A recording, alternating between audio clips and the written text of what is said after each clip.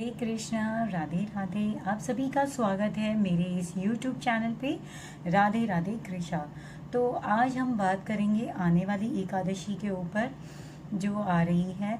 ये एकादशी आप तैयार हो जाइए कि आपने जितने भी पाप किए हो, जाने अनजाने में जो भी आपसे पाप हो गए हो, उस पापों का आप मान लीजिए ना, मतलब पूर्ण करने के लिए यह एकादशी आपके लिए बहुत ही महत्वपूर्ण है। तो चलिए आइए सुनते हैं कौन सी एकादशी है, इस एकादशी का क्या नाम है, किस तरह हमें पूजा विधि करनी है और किस तरह हमें भक्ति करनी है। तो चलिए आइए सुनते हैं। तो जो आने वाली एकादशी है, चैत्र मास की कृष्ण पक्ष की एकादशी, इसे पाप मोचनी एकादशी के नाम से जाना जाता है।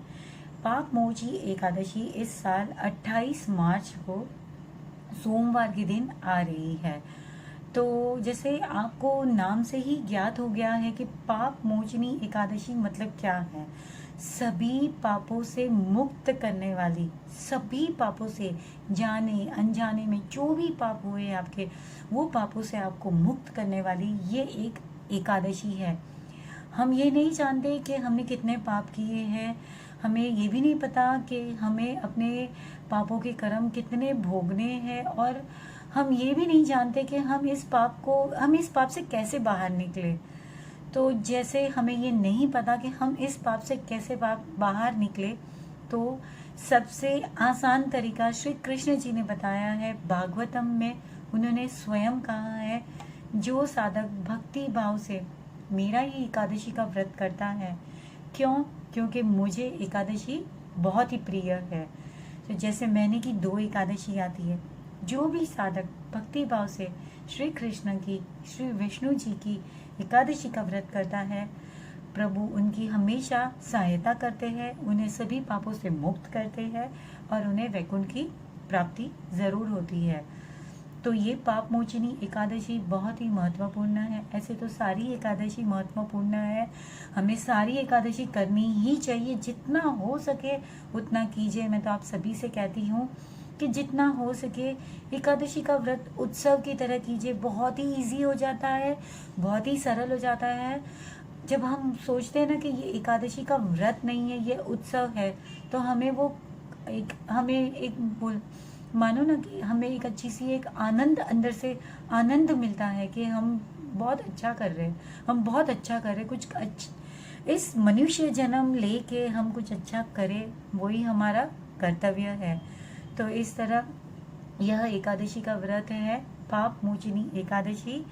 तो आइए जानते हैं हमें किस तरह से यह एकादशी करनी है। तो एकादशी की तिथि, जैसे एकादशी मैं हमेशा से कहती हूँ, दशमी तिथि से ही शुरू हो जाती है। आपको दशमी तिथि के शाम की संध्या के समय आपको चावल का सेवन बिल्कुल नहीं करना है। और एकादशी वाले दिन, 11 वाले दिन, एकादशी वाले दिन आप सवेरे जल्दी उठिए। सवेरे जल्दी उठ के आप स्नान आदि से व्यस्त होके प्रभु की सेवा कीजिए, प्रभु को पंचामृत से नहलाइए। अभी जैसे गर्मी की सीज़न है, तो हम जो हमारा जल पात्र है जिससे हम प्रभु को स्नान कराते हैं, हम उसमें थोड़ा गुलाब जल का पानी भी डाल सकते हैं। गुलाब जल की वीडियो किस तरह बनानी है, मतलब गुलाब जल का पानी किस तरह बनाना है, उसकी भी वीडियो आपको मेरे इस चैनल में मिल जाएगी। आपको डिस्क्रिप्शन बॉक्स में भी उसकी लिंक मिल जाएगी आपको। तो जल में आप प्रभु को गुलाब जल के थोड़े से गुलाब जल के ड्रॉप्स डाल दीजिए, या थोड़ा सा एक आधा ढक्कन डाल के प्रभु को आप नहलाइए। चंदन से उनका श्रृंगार कीजिए और इत्र आदि लगाइए, उनको सुंदर वस्त्र पहनाइए, सुंदर उनका श्रृंगार कीजिए। जैसे कि गर्मी की सीज़न चालू हो गई है, आप उन्हें हल्के फुल्के कपड़े पहनाइए। बहुत भारी गोटे वाले कपड़े बिल्कुल नहीं पहनाइए इस गर्मी की सीज़न में। आप हल्के फुल्के कपड़े पहनाइए, उनका श्रृंगार करके उन्हें पुष्प चढ़ाइए, धूप दीप आदि कीजिए, प्रसाद भोग लगाइए उन्हें। भोग लगाने के बाद आप तुलसी मैया की भी पूजा कीजिए। तुलसी मैया के सामने भी आप घी का दीपक प्रज्वलित कीजिए। आपको घी का दीपक प्रज्वलित दोनों समय करना है, सुबह और संध्या के समय भी। तो इस तरह से आपको प्रभु की सेवा करनी है। और सेवा हो जाने के बाद आपके पास समय है तो आप एकादशी की कथा ज़रूर सुनिए। एकादशी की कथा सुनिए या पढ़े, अपने घर वालों को सुनाइए, इसका बहुत ही फायदा होता है, बहुत ही लाभदायी है ये। और हो सके तो विष्णु सहस्त्र नामावली का पाठ कीजिए। अगर आपके पास थोड़ा भी समय नहीं है तो आप महामंत्र का जाप जरूर कीजिए। महामंत्र में इसीलिए ये महामंत्र कहा जाता है, यह 32 अक्षरों से बना हुआ 16 नाम का यह हरे कृष्ण का जो महामंत्र है, बहुत ही अपने आप में एक गुणकारी और फलदायी मंत्र है। इस मंत्र के करने से आपके अंदर एक शुद्धता, आप मानोगे नहीं, अपने आप वो चीज़ डेवलप होती। ऐसा नहीं कि आपने 116 माला मतलब 108 बार माला कर ली तो आपके अंदर वो चीज़ क्यों नहीं आई, आप सोच रहे हो। इतनी आसानी से नहीं आता है, इसीलिए इसके लिए भी परिश्रम करना पड़ता है। तो आपको ये कंटिन्यूशन रखना है। ऐसा नहीं कि हमने एकादशी वाले दिन की, बाद में हम नहीं कर रहे। हमें कंटिन्यूशन करनी है। हमने 1 माला की, हमने 2 माला की, हमें आगे आगे उसकी ग्रोथ करनी है। जिस तरह माला की ग्रोथ होती है, उसी तरह आपकी लाइफ में आपकी भी ग्रोथ 100%, 200% होगी ही होगी। कृष्ण हमारे साथ है। तो मैं सभी मेरी कृष्ण फैमिली से रिक्वेस्ट करूंगी कि ज़रूर से ज़रूर हरे कृष्ण की माला कीजिए। बहुत ही सरल है। सबसे पहले आपको बोलना है, महामंत्र जो है बोला जाता है, जय श्री कृष्ण चैतन्य प्रभु नित्यानंद श्री अद्वैत गदाधार श्रीवासादि गौर भक्त वृंद, हरे कृष्ण कृष्ण कृष्ण हरे हरे, हरे रामा राम रामा हरे हरे। तो इस तरह से आपको महामंत्र करना है।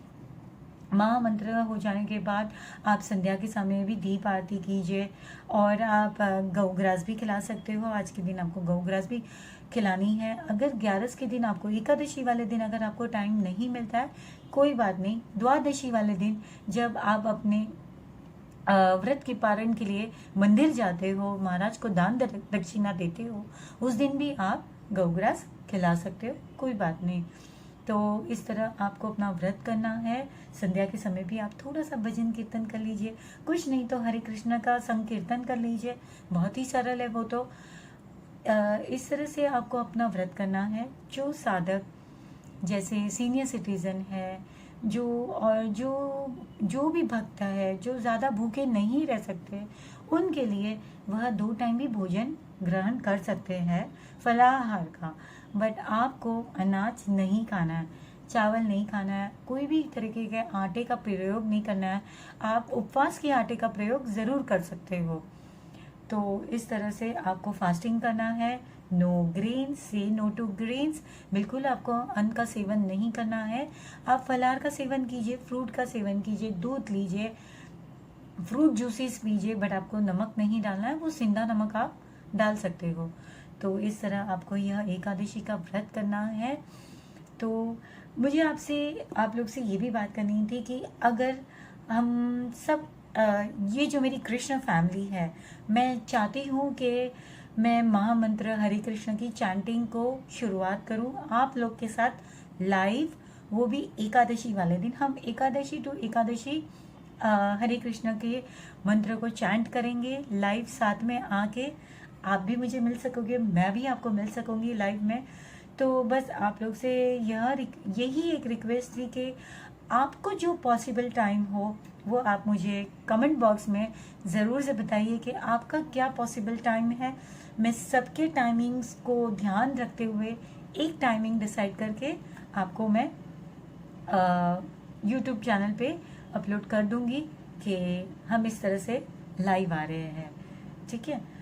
तो मैं ऐसा सोच रही हूँ कि साथ में चैंटिंग करते हैं एकादशी के इस महामंत्र को। तो इस बहाने आप लोग की भी चैंटिंग हो जाएगी, इस बहाने भक्ति भी हो जाएगी और हरिनाम संकीर्तन भी हो जाएगा।